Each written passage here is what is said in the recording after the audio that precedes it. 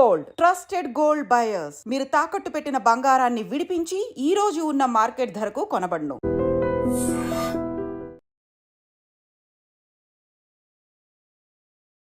నమస్కారం, welcome to I dream. ధర్మ మార్గం విత్ విజిత కార్యక్రమానికి స్వాగతం.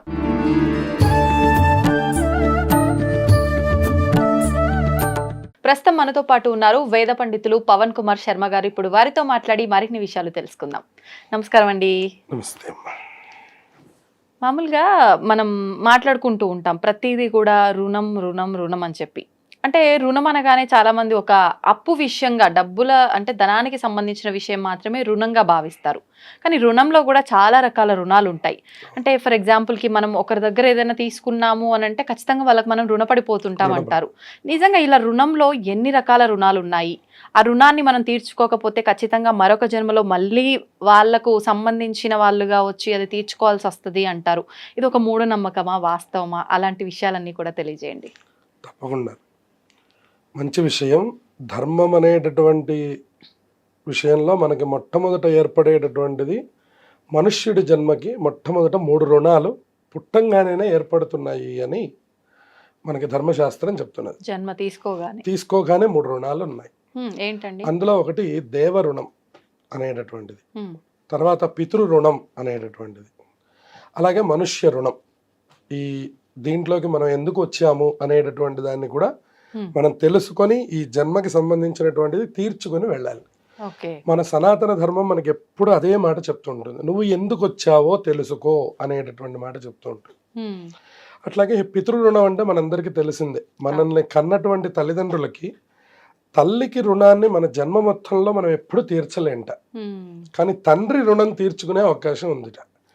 అది ఎలాగూ అని గనక మనం అంటే, ఎలా అయితే ఆయన వివాహం చేసుకొని సంప్రదాయబద్ధంగా మనల్ని అంటే మరొక సంతానానికి జన్మనిచ్చారో, అలాగే మనం కూడా ఆర్షధర్మంలో వివాహం చేసుకోవడం అంటే ఇవాళ వివాహం అన్నదానికి కొంచెం అర్థం మారి ఉన్నది.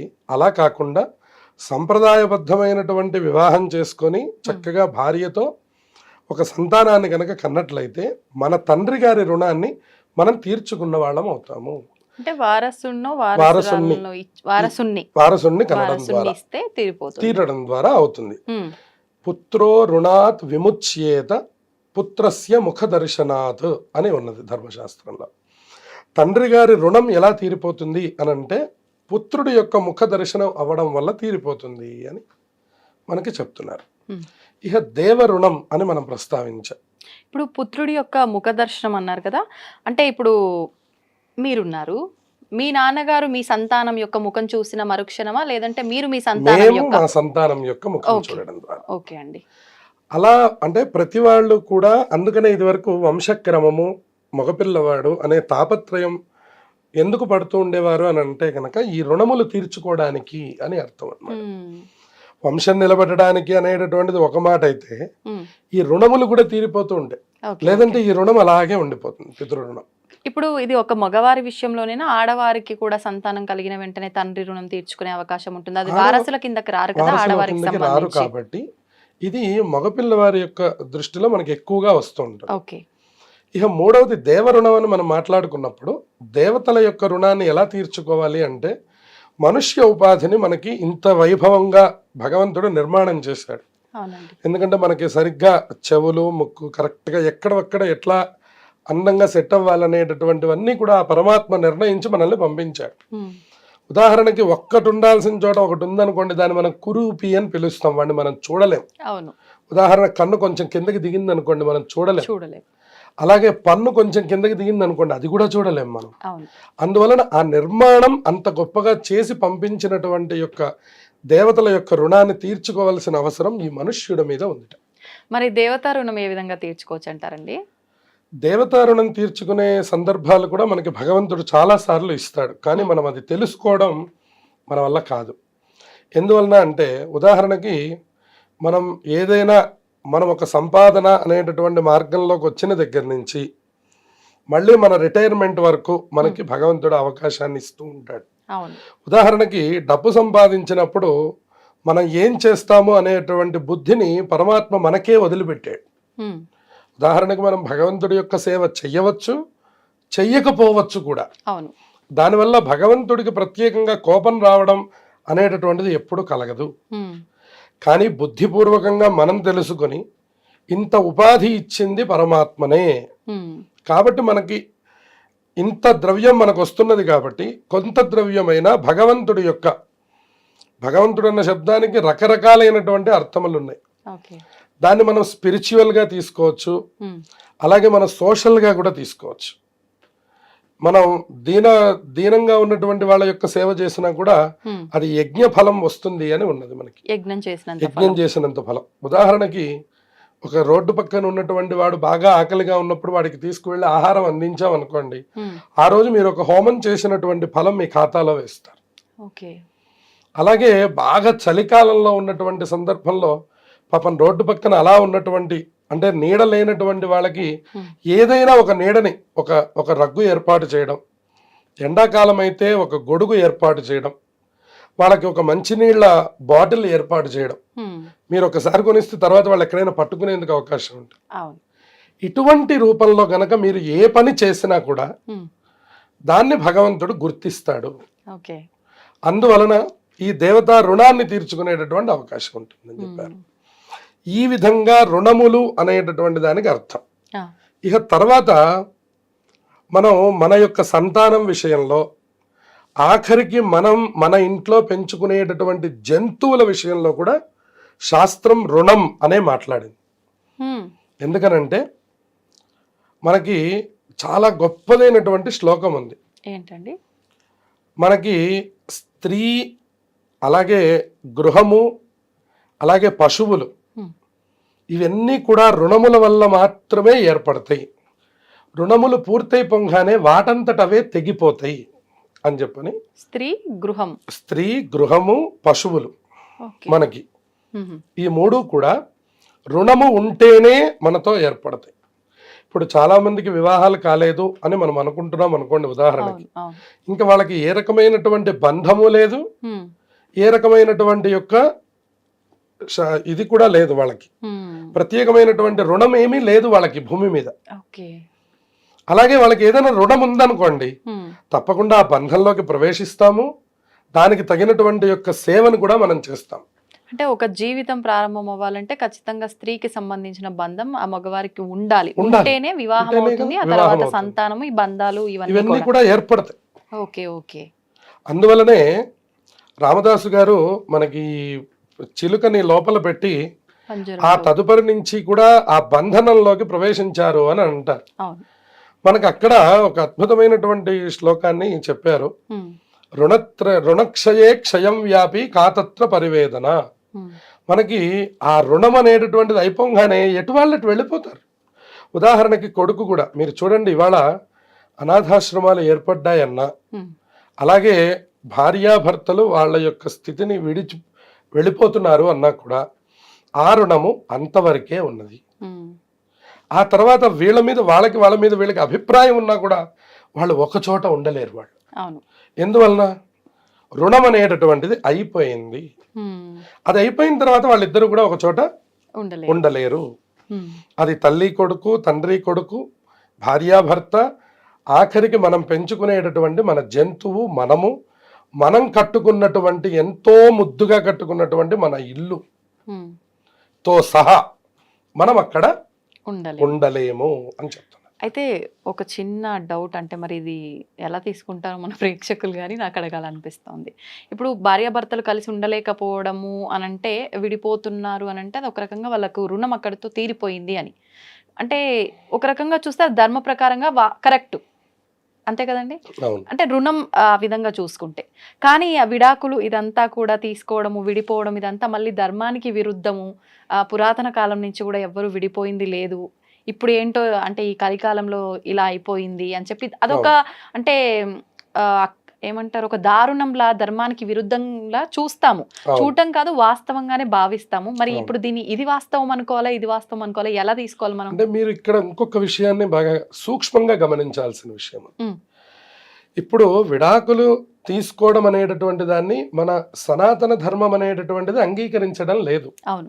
ఎందువల్ల అంగీకరించలేదంటే మన ఆర్ష ధర్మం, ఉమ్, ఆర్ష వివాహ చట్టం, మీరు ఒకసారి కలిసినటువంటి తర్వాత మీరు స్నేహంగా ఉండకపోవచ్చు ఏమో, కానీ ఉమ్, మీరు విడిచిపెట్టి అవతలకి వెళ్ళి ఉండండి అని మన సనాతన ధర్మం మనకి ఎప్పుడు చెప్పదు. ఉమ్, కానీ రుణం ఏమంటున్నది అంటే, మీ రుణం అయిపోయినటువంటి తర్వాత మీరు ఇప్పటికి కూడా మీరు గమనించవచ్చు, చాలామంది భార్యాభర్తలు మాత్రమే, అవును. లోపల ఉండేటటువంటి బంధములు వేరు.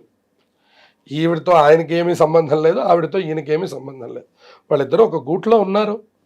అదే మన సనాతన ధర్మం, మన మంత్రశాస్త్రం యొక్క గొప్పతనం అని ఉమ్, మనకి వైవాహికమైనటువంటి మంత్రశాస్త్రం మనకు చెప్తుంది. ఓకే. వివాహ మంత్రాల్లో అంత గొప్పతనం ఉన్నదట. ఉమ్, గతంలో ఆ మంత్రమునకు ఎక్కువ ప్రాధాన్యత ఉండేది కాబట్టి ఎటువంటి కష్టములు కానివ్వండి కాక ఉమ్, వాళ్ళు విడిపోయి అవతలకి వెళ్ళేవాళ్ళు కాదు. అవును. ఎంతో తేడాలు వచ్చాయి, ఎంతో ఇబ్బందులు వచ్చాయి. ఉమ్, వీళ్ళ గురించి వాళ్ళకి తెలియకూడనివి తెలిసాయి, వాళ్ళ గురించి వీళ్ళకి తెలియకూడనివి తెలిసాయి. ఉమ్, తెలిసినప్పుడు కూడా వాళ్ళిద్దరూ మొహాలు చూసుకొని మన బంధం ఇంతే అని వాళ్ళకి వాళ్ళు హద్దులు పెట్టుకుని అంతటితో ఆగిపోయారు. కానీ నీతో నాకు సంబంధం లేదని కానీ ఉమ్, ఈవిడ్ని ఆయన తూలనాడడం, ఆవిడ్ని ఈయన తూలనాడడం రెండూ జరగలేదు గత విషయంలో. ఓకే. అందుకనే వైవాహిక ధర్మం అంత గొప్పది అని ఉమ్, మన వాళ్ళందరూ ఫారిన్ కంట్రీస్ నుంచి ఇక్కడికి వచ్చి, ఉమ్, అయ్యో మనం ఇక్కడ వివాహం చేసుకుంటే ఈ బంధం గట్టిది కాదు, ఉమ్, మనం గట్టి బంధంగా వివాహం చేసుకోవాలంటే మనం ఇండియా వెళ్ళి వివాహం చేసుకోవాలి అని ప్రత్యేకంగా వాళ్ళు పట్టుబట్టలు కట్టుకొని, పట్టు చీరలు కట్టుకొని, వాళ్ళు పూల జడలు వేసుకొని, లేనటువంటి అలంకారాన్ని వాళ్ళు తెచ్చిపెట్టుకుంటున్నారు, ఉన్న అలంకారాన్ని మనం విడిచిపెడుతున్నాం. వాస్తవం. అందువలన ఈ మంత్రశాస్త్రానికి ఉన్నటువంటి గొప్పతనం ఏమిటంటే, భార్యాభర్తల మధ్య సమస్యలు వస్తాయి, ఉమ్, కానీ అది విడిపోయేటట్లుగా అది చెయ్యలేదు. ఉమ్, ఇంకా ఇప్పటికీ కొన్ని కొన్ని అలా కలిసే ఉన్నాయి. అవును. ఇప్పుడు కాలక్రమంలో ఎవరికి వాళ్ళకి స్వేచ్ఛ ఉంది. స్త్రీ స్వతంత్రం స్త్రీకి ఉన్నది, పురుష స్వతంత్రం పురుషుడికి ఉన్నది. ఉంది.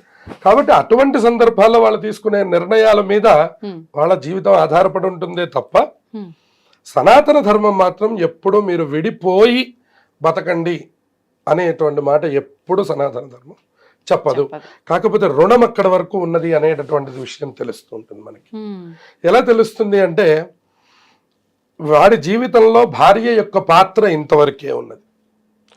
ఆఖరికి మనం ఈ సమాధానాన్ని రామచంద్రమూర్తికి కూడా వర్తింపజేయచ్చు. ఉమ్, ఇవాళ మనం ఆదర్శ దంపతులు ఎవరు అంటే మనందరం సీతారామచంద్రులు అని చెప్తాం మనం. అవును. కానీ సీతారామచంద్రమూర్తులు సహజంగా మనం కథ రూపంలో మనం చూసుకుంటే వాళ్ళు కలిసి ఉన్నటువంటిది చాలా తక్కువ కాలం, తక్కువ కాలం.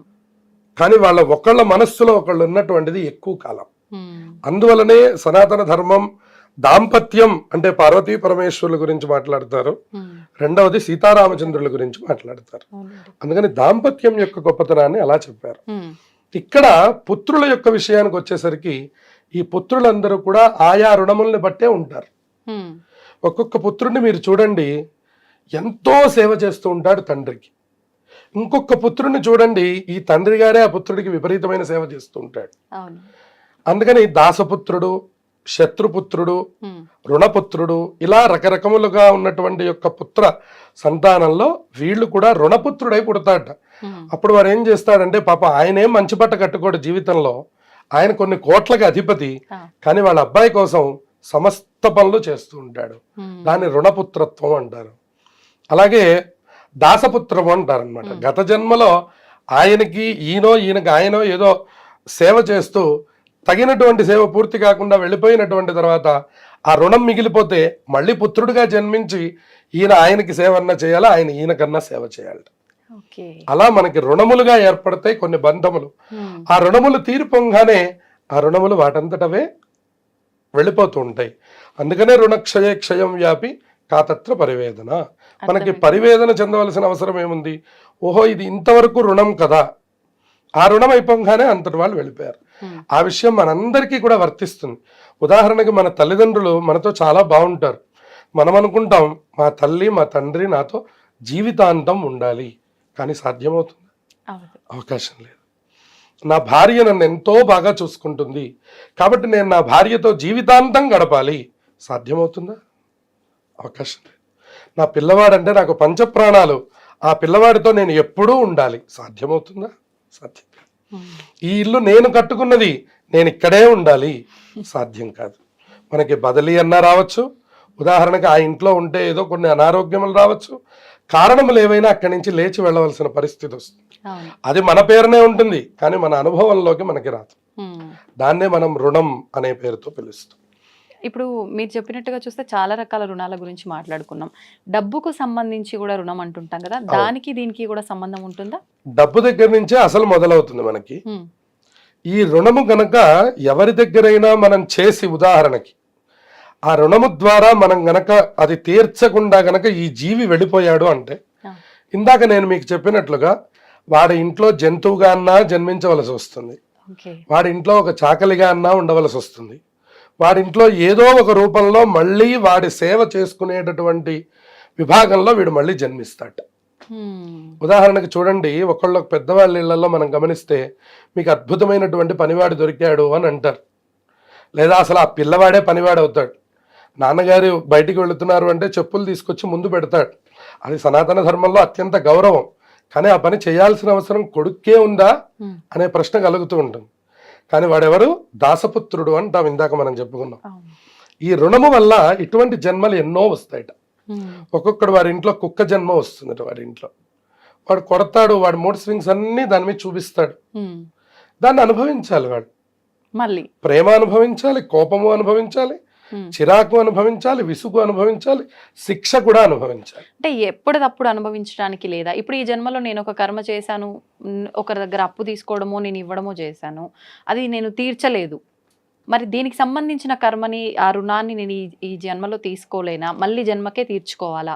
ఈ ప్రశ్నకి సమాధానం మనం చెప్పడానికి అవకాశం లేదు. కారణం ఏంటంటే ఆయా సందర్భాన్ని బట్టి పరమాత్మ నిర్ణయం చేస్తాడు ఇది. ఎందుకంటే కొన్నిటికి ఏమో తత్క్షణమైనటువంటి ఫలితం, కొన్నిటికి తర్వాత ఫలితం.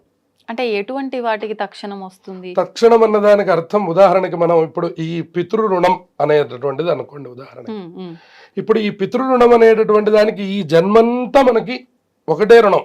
మనం పిల్లవాడి యొక్క ముఖం చూడగలిగామా లేదా అనేటటువంటి దాని మీద ఆధారపడింది. ఇంకా దానికి మళ్ళీ తత్క్షణం అనే మాట లేదు.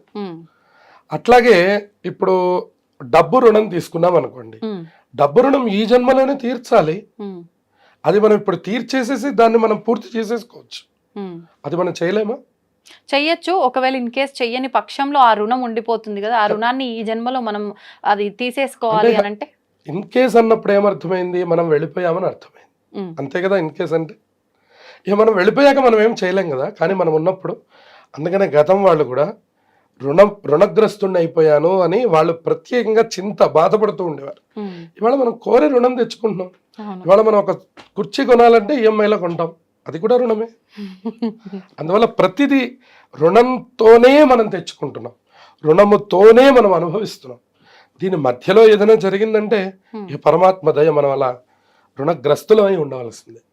ఎక్కువగా ఇలా రుణాలతో ముడిపడి అలా రుణం తీర్చకుండా ఉండిపోయిన వాళ్ళు మరొక జన్మలో వ్యాధిగ్రస్తులయ్యే అవకాశం ఉంటుందంటారా? అంటే ఏ విధమైన ఇబ్బందులు పడతారు? అవి కొన్నిటికి కొన్ని నియమాలు చెప్పారు.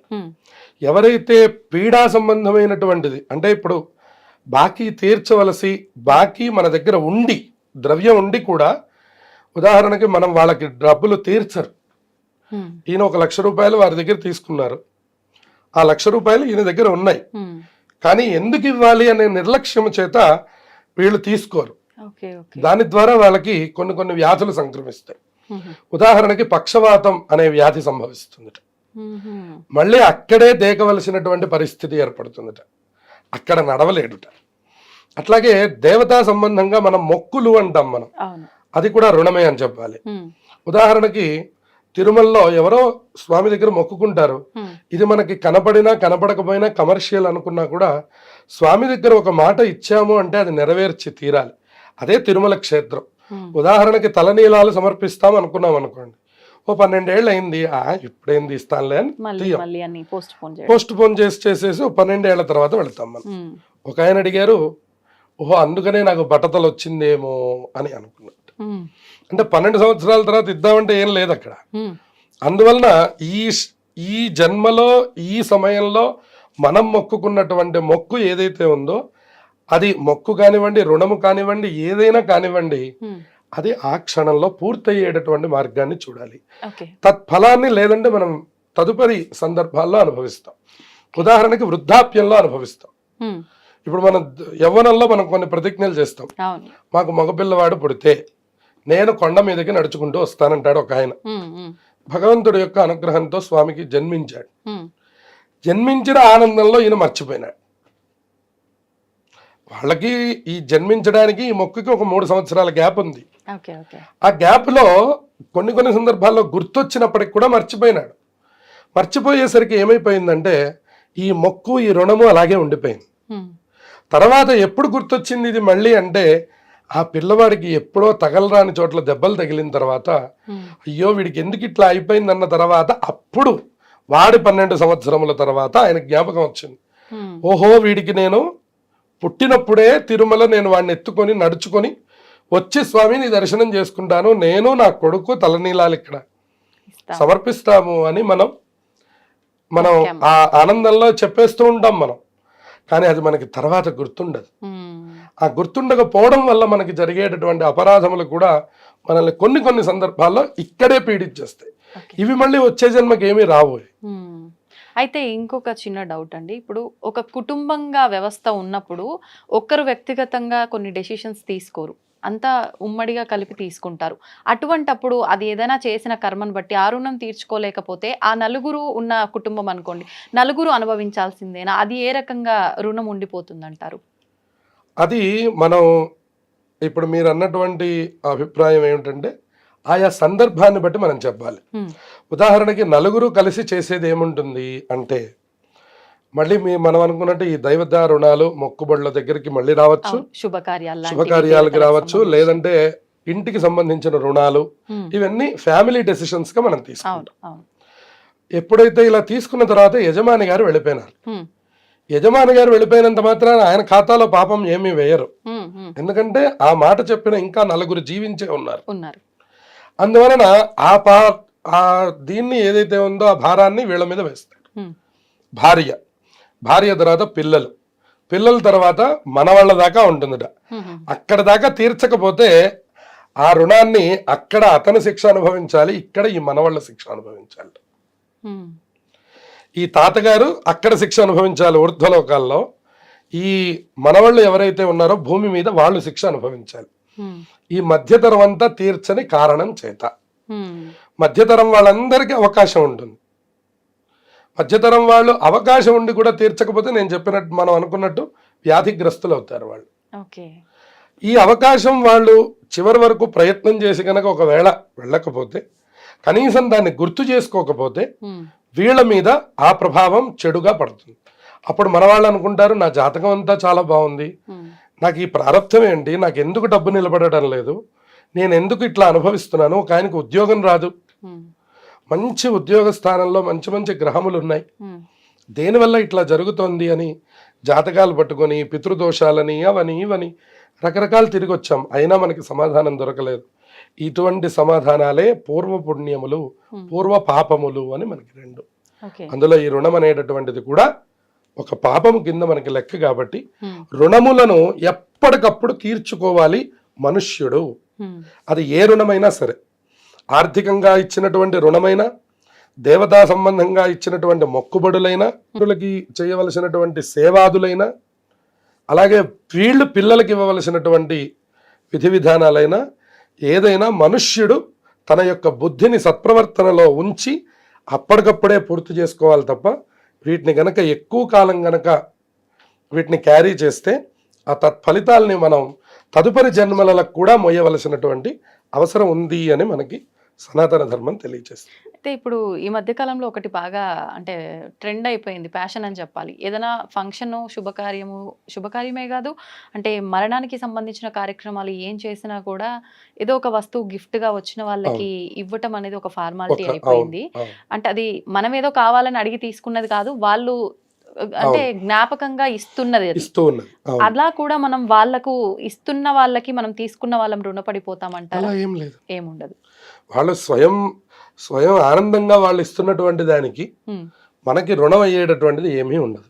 ఓకే. అంటే ఇది ప్రతి విషయంలోనూ ప్రతి వర్తిస్తుంది. విషయంలోనూ అంటే ఎదుటి వారు ఏదైనా ఇష్టంగా ఇస్తే అది మనం చెల్లించకపోయినా వాళ్ళకి ఏమీ తిరిగి ఇబ్బంది ఉండదు. రుణం యొక్క మనం అడిగినప్పుడు గనక వాళ్ళు ఏదైనా మనకి ఆ సమయానికి ఆ ఇచ్చి అవకాశాన్ని మనం ఇచ్చినప్పుడు తీసుకోకపోతే. మనం తీసుకుంటున్నప్పుడు మాత్రం అప్పుడు మనం రుణపడిపోతాం. ఓకే. మన నోటి నుంచి అడిగినటువంటిది ఏదైనా మనం రుణపడిపోతాం. ఉదాహరణకు ఒక గ్లాసు మంచినీళ్ళు అయినా సరే మనం వాళ్ళకి రుణపడ్డట్టు. ఓకే. ఎందుకంటే ఈ రోజు మన దాహం తీర్చారు వాళ్ళు. సో ఎప్పుడైనా ఆ ఉపకారం మనం వాళ్ళకి చేయాల్సి ఉంటుంది. అంటే నేను ఇప్పుడు మీరు అన్నదాన్నే తీసుకుంటా. మీరు అడిగారు, నేను ఇచ్చానే అనుకోండి ఒక గ్లాస్ వాటర్. అంటే మీరు మళ్ళీ నాకు అది నీళ్ళ రూపంలోనే అలా చెల్లించుకోవాల్సి ఏం ఉంటుందా? లేదు. ఏదైనా ఉపకారం. ఒకటి. ఓకే.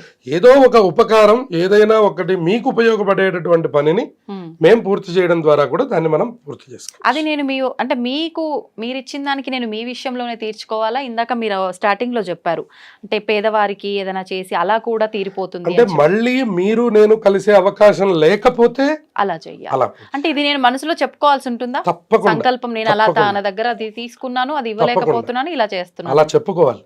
ఓకే. ఎక్కడ మనం ఏ రకమైనటువంటి చిన్నదైనటువంటి యొక్క ఫలితాన్ని పొందినా కూడా అది గుర్తుపెట్టుకోవడమే మనుష్యుడి యొక్క గొప్పదనంట. ఓకే.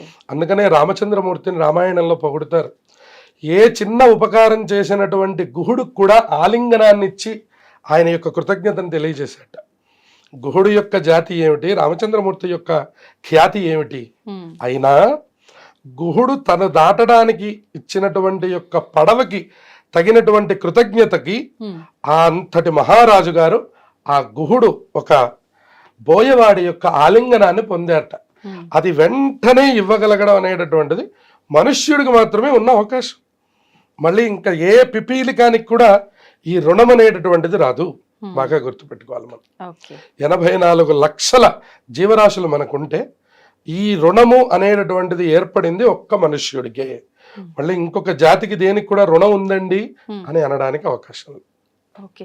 అంటే మనం చేసుకున్న కర్మను బట్టే ఇంకొక జన్మ తీసుకుంటాం కదా, జంతువు అయినా క్రిమి కీటకాలైనా వాటికి వర్తించదు రుణం అనేది. ఎందుకని అంటారు? అంటే అది మనంత జ్ఞానం. ఎందుకంటే ఎవరికి ఆదాయ వ్యయములు ఉన్నాయో వాళ్ళకే రుణములు అనేటటువంటిది వర్తిస్తాయి. ఓకే. ఓకే. మనుష్యుడికి తప్ప ఇంకా ఏ ఉపాధికి ఆదాయ వ్యయాలు లేవు. అవును, అవును. అందులో ఆదాయ వ్యయం లేనప్పుడు రుణం అనే మాటే లేదు. ఆదాయం ఉంటే కదండి రుణం. అంతే. పిల్లలకి రుణమే ఉంటుందండి, అలాగే బాగా పెద్దవాళ్ళకి రుణమే ఉంటుంది. అందువలన ఆ సందర్భం కూడా ఎప్పుడు అంటే మనం చెప్పుకున్నట్టు ఒక వయస్సు సంపాదన ప్రారంభమైన దగ్గర నుంచి 60 సంవత్సరములు దాటేంత వరకు మనం రుణగ్రస్తులమే. అది ఏదో ఒక రూపంలో మనం వాళ్ళకి హెల్ప్ చేస్తూ ఉండాలి, వాళ్ళు మనకి హెల్ప్ చేస్తూ ఉండాలి. ఎవరో మనకి హెల్ప్ చేస్తారో మనం వాళ్ళకి హెల్ప్ చేస్తూ ఉంటాం. మన పిల్లలు మనకు కొన్ని పనులు చేసి పెడతారు, మనం పిల్లలకు కొన్ని పనులు చేసి పెడతాం. ఇలా రకరకములుగా మనం రుణగ్రస్తులం అయిపోతూ ఉంటాం. దాన్ని మనం తెలుసుకుంటూ వెళ్ళగలగాలి. ఓకే, నేను ఈ పని చేసినప్పుడు నేను ఈ రుణమును సంపాదించాను, నేను దీన్ని మనం తీర్చుకోవాలి. ఫలానా వారి ద్వారా నేను ఈ ఫలితాన్ని పొందాను అనే కృతజ్ఞత ఎప్పుడూ ఉండాలి. అంటే అది కుటుంబంకి సంబంధించిన వాళ్ళ దగ్గరైనా సరే, ఎవరి దగ్గరైనా సరే. అలా చూసుకుంటే పొద్దున్న లేచినప్పటి నుంచి అస్తమానం ఏదో ఒక పని తల్లి చేసి పెడుతూనే ఉంటుంది ఆ కుటుంబానికి. మనం ఇందాక ఏమన్నాం, తల్లి రుణాన్ని తీర్చుకోలేం, జన్మ మొత్తంలో తీర్చలేరు. తండ్రి రుణాన్ని తీర్చడానికి మార్గం ఇచ్చారు కానీ అది కూడా ఒక మగవారికి. తల్లి రుణాన్ని తీర్చడానికి మార్గమే ఇవ్వలేదండి. ఎందుకంటే లేదు మార్గం. అంటే ఇంకా కృతజ్ఞతతో ఉండి వాళ్ళని చక్కగా వాళ్ళని సేవించుకోవడం తప్ప మార్గమే లేదు ఇంకా. అందుకనే తల్లికి సన్యాసికి కూడా తల్లిని చూసుకోమని ఉన్నది. తండ్రి సన్యాసిని చూస్తే కూడా దండం పెడతారు. ఎందుకంటే ఇంకా ఆయన విడిచిపెట్టేశాడు. ఇంకా ఆయన ఈయన్ని నాన్న అని పిలవరు, ఈయన ఆయన్ని నాన్న కొడుకు అని పిలవలేరు. ఇది మనం ఉదాహరణకి మన శృంగేరి జగద్గురువులు విధుశేఖర భారతీ స్వామి వారి దగ్గర మనం చూస్తూ ఉంటాం. వారి తండ్రి గారు వచ్చినప్పుడల్లా వారికి నమస్కారం చేస్తూ ఉంటారు. వారి అమ్మగారిని చూసినప్పుడు వారు నవ్వుతారు. అంతే. తండ్రి గారు చూస్తే మోహన్ రాకూడదు, ఎందుకంటే రుణం తీరిపోతుంది, తల్లిగారి రుణం తీరదు. అందుకని పెద్దలు శంకరాచార్యుల వారు కూడా తల్లి దగ్గర పెట్టుకొని వారి యొక్క అంత్యేష్టి సంస్కారములు సన్యాసాశ్రమంలో కూడా చేశారట. అంత గొప్పది తల్లి యొక్క పాత్ర. అందుకని తల్లి రుణం తీరదు. తీర్చుకోలేము. ఎన్నాళ్ళైనా ఎంత సేవ చేసినా కూడా, ఉదాహరణకు మీరు ఒక 20 ఏళ్ళు నేను మా అమ్మకి సేవ చేశానండి అని చెప్పుకున్నా కూడా అదేమి తీరే రుణము కాదు. ఓహో ఇంకా రుణం ఉందండి అని అర్థం. ఓకే. అయితే మీరు కొంత అదృష్టవంతులు అని అనాలి అట్లా ఎవరైనా చేస్తే. సేవ ఎందుకంటే చేసుకున్నందుకు. ఆ సేవ చేసే యోగం కూడా రావాలి కదా. అవును. 80 ఏళ్ళు వచ్చినా తల్లి సేవ చేయడమే కానీ మనం సేవ చేసేది ఎక్కడ ఉంది? అవును. మంచినీళ్ళు తాగమని ఇంకా ఆవిడొచ్చి చంపివ్వాల్సిందే కానీ అంతే. మనం వెళ్ళి ఇవ్వడం అనేటువంటిది చాలా అరుదైన సన్నివేశం మహాకలిలో. అవును. మనం కావాలంటే ఓ 10,000 ఇచ్చి పని మనిషిని పెడతాం. అది కలియుగం యొక్క ధర్మం. సంతోషం అండి, చాలా చక్కగా వివరించారు. నిజంగా నాకున్న డౌట్స్ అన్ని క్లియర్ అయిపోయాయి ఈ టాపిక్తో. ధన్యవాదాలు. శుభమస్తు.